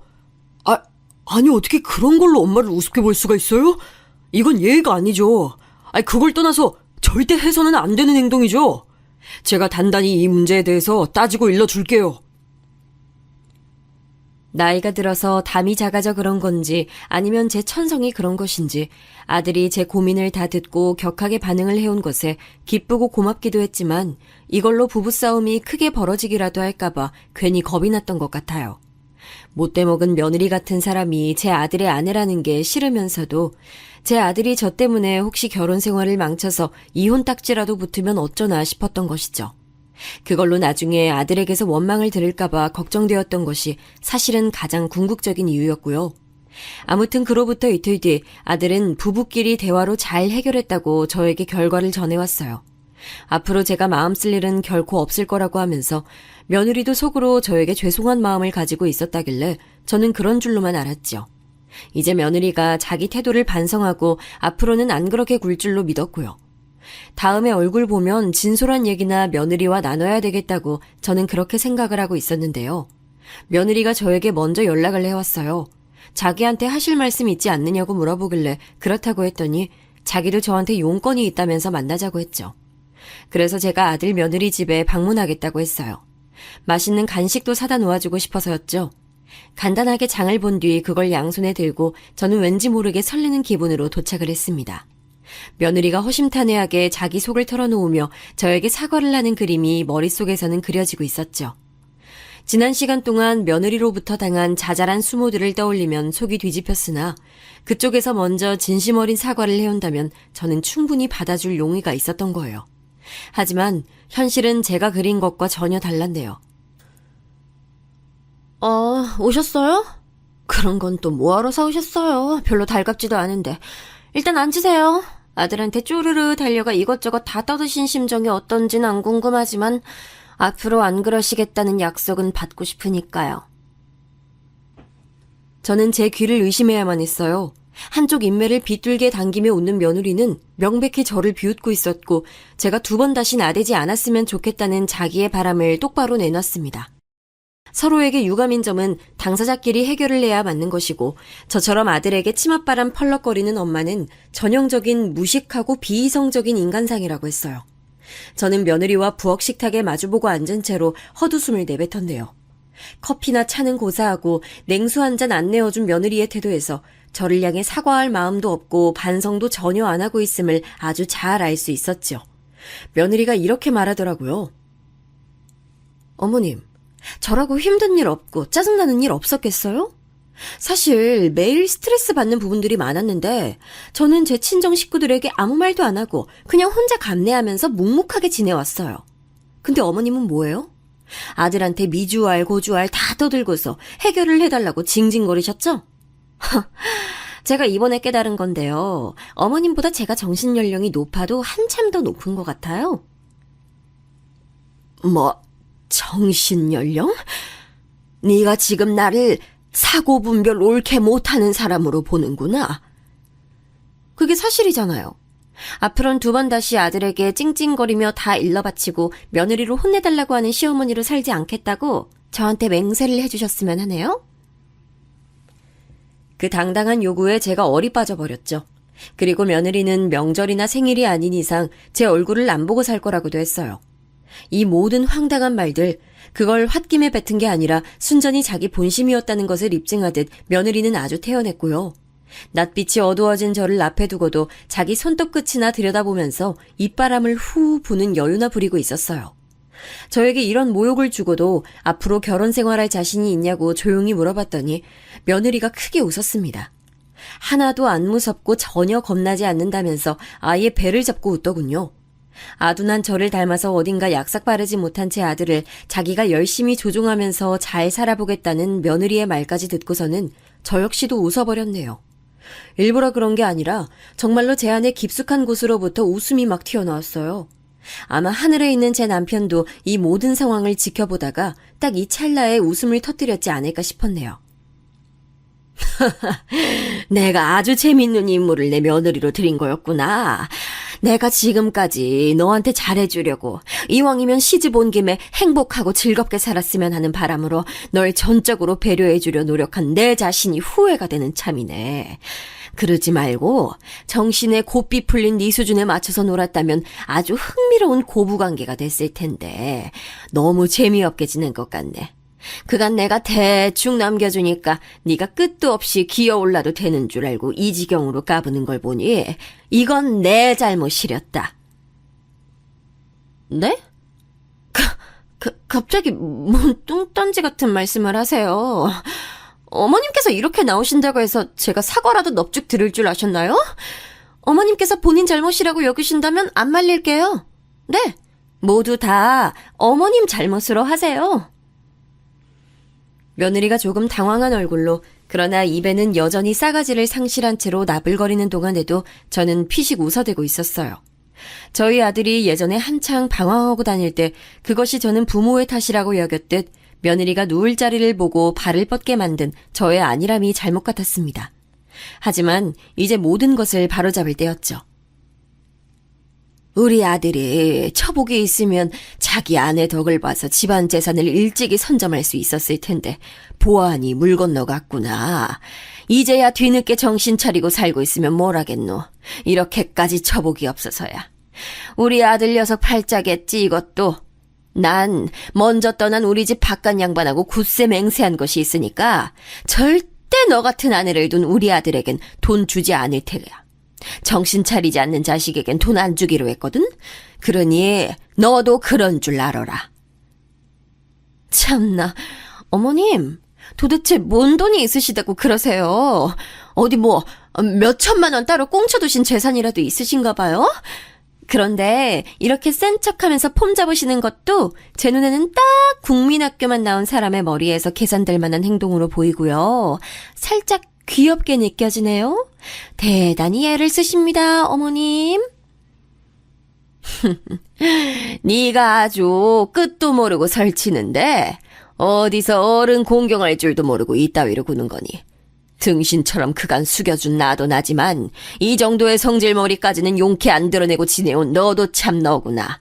그래, 내가 국민학교만 나와서 가방끈이 상당히 짧다. 하지만 사는 데는 지장이 하나도 없다 이거야. 학력 부족해서 무식하다는 소리 좀 들으면 어떠니? 내 자신이 70억인데 이 정도면 아예 국민학교마저 안 나와도 될 법했지 않니? 호쾌한 제 목소리를 끝으로 숨막히는 침묵이 따라왔어요. 며느리는 난데없이 몸에 마비가 걸린 사람 마냥 딱딱하게 굳어서는 숨도 안 쉬고서 멍하게 변한 눈빛으로 저를 쳐다보고 있었네요. 그 반응에 제가 재차 웃고 말았습니다. 자기 시어머니는 자기 남편의 모친인데 그런 어른에게 기본적인 예의도 지킬 줄 모르고 학력으로 사람을 멋대로 평가하며 계급을 낮잡아본 며느리 같은 천하의 아나무인도 거액의 숫자 앞에서는 얼음이 돼버린다는 것이 우습기도 하고 속이 시원하기도 했고 한편으론 다 부질없구나 라는 상념이 함께 들었대요. 며느리가 몸을 떨면서 힘겹게 입을 열었어요. 어머님, 제가 잘못 들은 줄 알고 지금 한참 고민했어요. 얼마라고요? 몇 억이요? 70억이요? 에이, 그건 말도 안 되죠. 전 그런 엄청난 재산 얘기 아예 듣지도 못했어요. 그 정도의 재산이 있으시다고 보기엔 사는 수준이 평범하시잖아요. 그러니까 방금은 허세 떨어보신 거죠, 그쵸? 왜? 내가 정말로 그 돈이 있을까봐 갑자기 심장이 벌렁벌렁거리든? 근데 어쩌나? 그 돈 진짜 있는데. 우리 부부는 원체 과시욕이 없었던 데다가 장남이라고 있는 아들 녀석이 자꾸만 엇나가 버릇을 하니까 그 돈 안 꺼내 보이고 살았을 뿐이야. 건물이고 땅이고 세상 천지에 자랑하며 내볼 것 투성이로 가지고 있지만 그러는 법 없이 사는 사람들도 있어. 그게 바로 네가 시집온 우리 집안이고. 아, 넌 우리 집안 재산의 덕을 볼 일이 없을 테니 크게 신경 쓰지 않아도 돼. 이제 며느리는 아예 사색이 돼버렸고 제가 허언을 하고 있지 않다는 것을 느꼈는지 앉은 몸을 더 떨기 시작했어요. 그러더니 정신이 완전히 나가버린 표정으로 어쩐지 생활비를 전혀 안 받으시는데도 사시는데 문제가 없는 것이 이상하다고 생각해왔다는 말을 계속 혼자 쭝얼쭝얼거리더니 갑자기 고개를 번쩍 치켜들면서 이렇게 외쳤어요. 어머님, 제가 잘못했습니다. 하지만 하나뿐인 아들에게는 돈을 주셔야 하는 거 아시죠? 네? 집안의 장남이고 기둥이잖아요. 부모의 재산은 자식에게 가도록 돼 있어요. 주기 싫다고 우기시면 어떡해요? 당연히 재산 주셔야 하고 저는 어머님 아들의 배우자로서 현명하게 그 재산 함께 활용할 수 있도록 노력할게요. 지난 일들은 다 잊고 어머님이나 저나 앞으로 잘 지내면 될 일이에요. 제가 달라질 거고 어머님께 효도하는 며느리가 될 테니까 부디 두고 봐주세요. 이딴 것도 사과라고 할 수 있을까요? 저는 이미 며느리가 제게 손이 발이 되도록 싹싹 빌어도 안 받아주고 싶은 심정이었건만 이런 저의 속도 모르고 아직 까불어대고 있었으니 어이가 없을 따름이었네요. 아들에게 돈을 안 주겠다는 것으로 며느리를 압박한 것이 없으나 저는 더 이상 참을 수가 없었어요. 당장의 며느리를 집안에서 치워버리고 싶었죠. 네가 대관절 뭐라고 함부로 내 결정을 미리 속단해? 너의 밑바닥을 이미 내가 다 봐버렸는데 받아들여줄 이유가 내게 있을까? 아무래도 없겠지. 그동안 나의 우라통을 터지게 만들고 내 두통을 악화시켜 주어서 내가 아주 너에게 고마워서 미치겠구나. 이제 슬슬 작별하면 좋을 것 같으니 당장 내 아들하고 이혼해. 못 배워먹은 내 눈에도 무식해 보이는 너 따위에게 우리 집안 핏줄을 잇게 할 수는 없으니까. 며느리는 너무 놀랐는지 제가 일가를 터뜨리자마자 바로 딸꾹질을 시작했어요. 그 때문에 말도 똑바로 뱉을 수 없었고 제가 짐을 챙겨서 집을 나서는 것도 만류할 수가 없었죠. 신발장 앞에서 며느리는 철푸덕 엎어지듯 무릎을 꿇었고 저에게 빌어댔어요.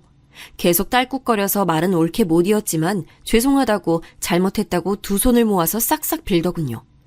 하지만 저는 그 모습을 내려다보며 짧은 코웃음만 쳐준 채 등을 돌려버렸네요. 자기가 저에게 아나무인으로 굴어댔었으니 뿌린 만큼 거둔다는 것을 그 순간 며느리는 깨달았을 겁니다. 닫힌 현관문 안쪽에서 며느리가 울부짖는 소리가 들려왔죠. 그 후로 아들하고 며느리가 엄청 다퉜어요. 여태까지 며느리가 그런 그릇된 행동만을 해왔건만 제 아들하고 다툴 명목이 뭐가 있었냐고요? 글쎄요, 며느리가 주장하기론 저희 집안 사람들이 다 한 통속으로 자기를 속였다고 했어요. 부자인 걸 말을 안 해줬으니 그걸 속이려고 작정한 거나 다름없다면서 말이죠. 제가 부동산을 그렇게 쥐고 있는 사람인 줄 알았더라면 자기가 저에게 무례하게 굴 일도 없었을 거라고 하더군요. 깍듯이 예의를 차려서 행동했을 거래요. 물질 만능주의가 팽배한 사회라고 하지만 이토록 대놓고 스스로가 속물적인 기준을 두고 있다며 드러내는 며느리의 모습이 제겐 곱게 보이지 않더군요. 이미 며느리라는 인물에게서 마음도 떠버린 후였지만요. 아들 또한 며느리에게 질려버렸어요. 둘이 다툴 때 홧김에 며느리가 제 아들의 뺨을 때렸다는데요. 아들은 그거 맞고서 너무 놀란 나머지 얼어붙어서 가만히 있었대요. 그러자 며느리가 기세가 등등하기라도 했는지 제 아들을 향해 집안 물건들을 집어던지며 악다구니를 썼다고 하더군요. 제 아들에게 화풀이를 한 거였죠. 이성을 잃고 화를 표출해댄 며느리를 피해서 아들은 늦은 밤에 집을 나서버렸고 자기 동생한테 전화를 걸었어요. 이런 상황이 돼서 너무 속상하다며 그간 있었던 일들을 다 얘기한 거죠. 똑부러지는 제 딸은 자기 오빠한테 당장 병원 가서 진단서부터 끊으라는 현명한 조언을 남겼습니다. 아들은 어리둥절했지만 똑똑한 자기 동생 말을 곧장 따랐고 그건 며느리한테 맞은 중요한 증거가 됐어요. 저도 며느리가 제 아들을 때렸다는 걸 뒤늦게 알고 가슴이 철렁 내려앉았는데 금세 이혼이라는 결론이 나서 정말 다행이었죠. 며느리는 이혼 못한다고 울고불고 난리를 쳐서 오죽하면 그 형제 자매들이 와서 진정시킬 정도였네요. 이건 말도 안 되는 일이야. 내가 내 손으로 동아줄을, 황금줄을 자른 거였다고? 내 평생 언감생심 만져볼 수도 없는 70억을 그 집안 며느리 자리를 내가 스스로 걷어찬 셈인 거야? 이건 아니지. 세상에 이런 법이 어딨어. 이럴 순 없는 거야. 나 배울 만큼 배운 사람이고 우리 집안 다 똑똑한 사람들만 있어. 내가 이렇게 당할 것 같아? 원체 기고만장했던 며느리였으니 이런 일련의 상황들을 겪으며 정신적 타격을 받지 않을 수가 없었나 봐요. 완전히 횡설수설해대면서 계속 정신을 못 차렸고 그 모습에 깜짝 놀라신 사부인께서 당장 이혼하는 게 수순 같다고 말씀을 해주셨던 거예요. 참고로 사부인께서 저랑 제 아들에게 70억이 대체 무슨 이야기냐고 물어보셨을 때 저희 모자는 고개를 가로저었답니다. 그러자 당신의 딸이 시어머니한테 막말하며 대들고 남편을 때려서 병원 진단서까지 끊게 만들고 잘 쳐줘봐야 중산층으로 보이는 시댁이 부동산 부자라는 망상에까지 시달리는 상태라고 여기신 사부인께서는 이대로 소송을 당하더라도 이혼만은 안 해줄 거라는 며느리를 단호하게 처단하신 거예요. 강제로 이혼 도장 찍게 만드신 거였죠. 며느리는 미치고 팔짝 뛸 노릇이었으나 별다른 도리가 없었어요. 어른 앞에서 감정 다스리지 못하고 마구잡이로 굴던 그 작은 내면의 그릇이 결국 스스로를 구원해주지 못한 셈이었네요. 그렇게 자기 집안 식구들이 전부 고학력자라서 저희 집안과는 아예 비교가 안 된다는 등 자기가 저보다 모든 면에서 몇 수 위라는 등 그렇게 떠들어댔던 며느리였는데 퇴장은 아주 초라했네요. 그 후로 저는 아들과 오붓하게 진솔한 대화를 몇 번 나눴어요. 아들이 그러는데 며느리는 학창시절부터 학업에 대한 압박을 심하게 받아온 사람 같다고 하더라고요. 그런 과거를 가지고 있다 보니까 성격적으로 살짝 뒤틀린 듯 싶다는 아들의 말에 저도 동의했네요. 이유 없는 현상은 없다고 하니까 말이죠. 자기가 결혼을 잘못해서 사람 보는 눈이 없어서 이 사달을 내버렸다며 아들이 눈물을 글썽였는데 그 모습을 보며 저야말로 너무나도 미안해서 눈물이 났습니다. 아들이 스스로를 못났다고 여길 때마다 저는 아니야, 진짜로 못난 건 바로 나란다 이렇게 속으로 생각해 왔었죠. 그래서 저는 이참에 그런 걸 그만두고 싶어서 그냥 아들의 손을 꼭 잡아줬어요. 아들과 저 둘 다 자존감 부족한 모습은 이제 다 날려버리고 앞으로 보다 더 당당하게 살아보자는 다짐이었네요. 그 후로 딸은 외국살이를 그만두고 귀국이라는 선택을 해서 저를 안심시켜줬고요. 그러더니 어느 날에 새 가족 오붓하게 또 화목하게 지내던 와중에 며느리를 마주칠 일이 있었어요. 카페에 들어가서 딸과 팔짱을 낀 채로 주문한 음료를 기다리고 있었는데 눈앞에 딱 며느리가 등장한 거예요. 서로 눈이 마주치고서는 흠칫했죠. 그런데 며느리가 먼저 말을 걸어왔어요. 안녕하셨어요? 그 당시에는 제가 너무 경황이 없어서 창피한 모습을 보였는데 지금은 정신 차렸어요. 맑게 정신이 돌아온 뒤에 제가 얼마나 바보 같았는지 실감이 나더라고요.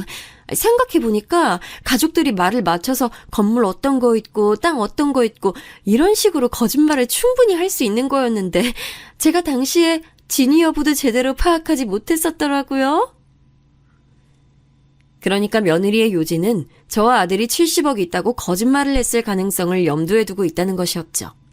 제 옆에서 딸이 너무 웃겼는지 푸흡 소리와 함께 웃음을 터뜨렸고 그러자 며느리가 눈을 째리더군요. 저희가 주문한 음료가 나왔다는 소리에 딸은 연신 웃음을 흘리며 그쪽으로 걸음을 옮겼어요.